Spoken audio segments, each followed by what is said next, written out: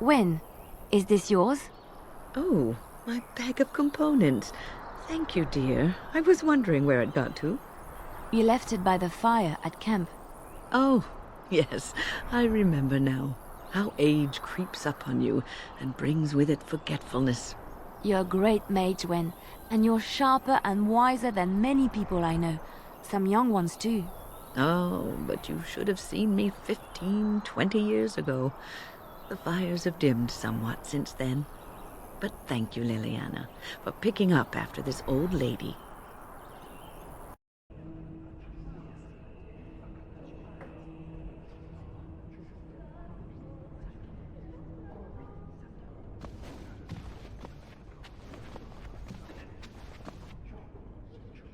Do you miss the cloister much? I heard you were quite happy there.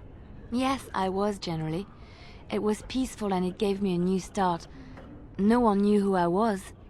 But sometimes I am glad I am away and back on the road.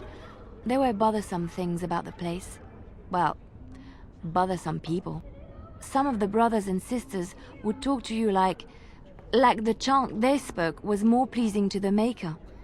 Oh, I hated the way they talked down at me. So sometimes I forget the words to the chant, or say them wrong. But so what? The Maker looks into your heart, no? So it doesn't matter what your lips say, as long as your heart is true. I think you're missing the point, my dear. The chantry believes the chant of light should be spread around the world. You cannot spread it if those that are speaking the chant are speaking it incorrectly. But I came to the Maker before I had even heard all of the chants. The Maker speaks to people. They just don't know how to listen. It is all a power game, I think. If they convince others they know more, then they must be respected. Child, it is precisely this kind of talk that made them wary of you. Opinions that differ from your own are always threatening. You are not religious, yes? You do not believe? I do, to some extent. It does not govern my life, however. Why do you ask? Oh, nothing. You are just a very good person, and it shows. And I thought at first you were religious like some of the revered mothers. But no. I thought about it and I realized that you're not. I do what I do because I enjoy it. Because I enjoy teaching others, helping them. I do not seek recognition for my works. I do not seek the approval of my peers, nor the approval of a distant god. That is admirable, doing good for its own sake. Some I knew were not like that.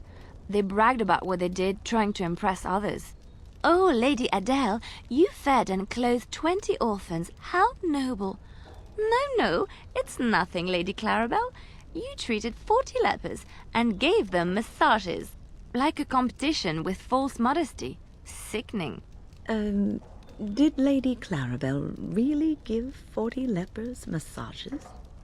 Who knows? Lady Clarabelle had strange tastes. I wouldn't be surprised if she did that and more.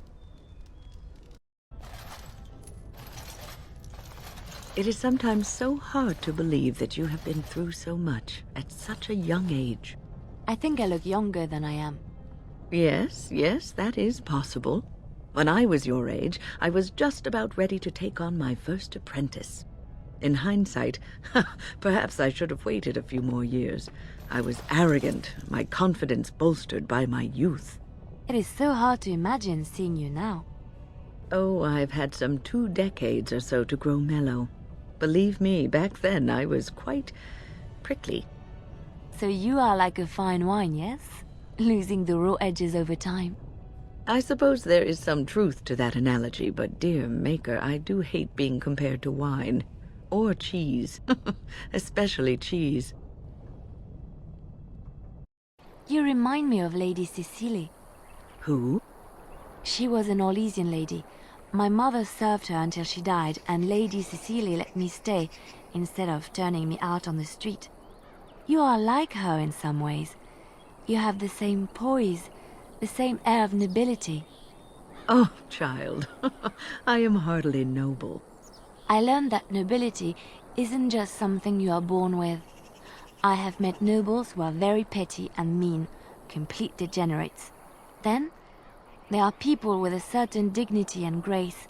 It draws you to them, no matter who you are or who they are. I think the lowest peasant can have the most noble spirit, and it will always shine through. It is this nobility of spirit that you share with Cecily. Why, thank you, Leliana. It is very kind of you to say that.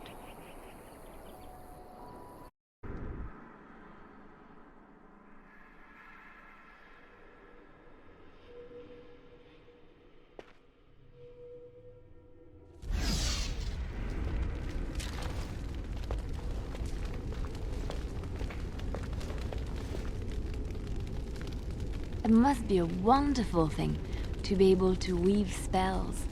Wonderful? To you, perhaps. Most do not feel the same way. Oh, what do they know? They're just jealous. The Maker gives you magic. You must use it. You do it so effortlessly. It's like breathing for you. I wish I had such talent. But you do. You have your music, your dances. You are more graceful than anyone I've ever met. I think that perhaps the Maker gives us all magic, but of different sorts. Even Ogren? Ogren is a dwarf. He doesn't really come from the Maker. Oh yes, that explains it. I never thought of it that way. I suppose we all have our little gifts. Back in Orlais, I knew a noble lady who was like most of the other noble ladies, fair of face and slow of wit. Anyway, Katerina had the most uncanny ability to tie knots in the stems of cherries using only her tongue. It was very impressive. The men especially loved watching her. Yes, that's exactly the sort of Maker-given magic I was talking about.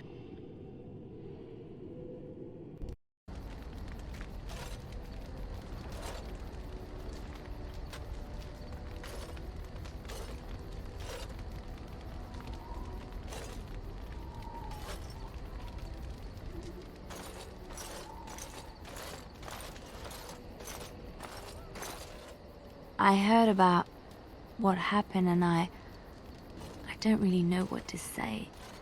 But I feel like I need to say something. Sorry, perhaps. I do not need sympathy, so do not feel obliged to give me comfort. We all die, Leliana, and we all know it. How is this different? Because it's sooner? Is it really? I may die next year, or I may die tomorrow, shot through the heart by a bandit's arrow. I do not know for sure. The constant fear of death is enough to take the joy out of anything, especially life. Do not worry for me or for yourself. Death will take us when it wills. Until then, we shall live, truly live.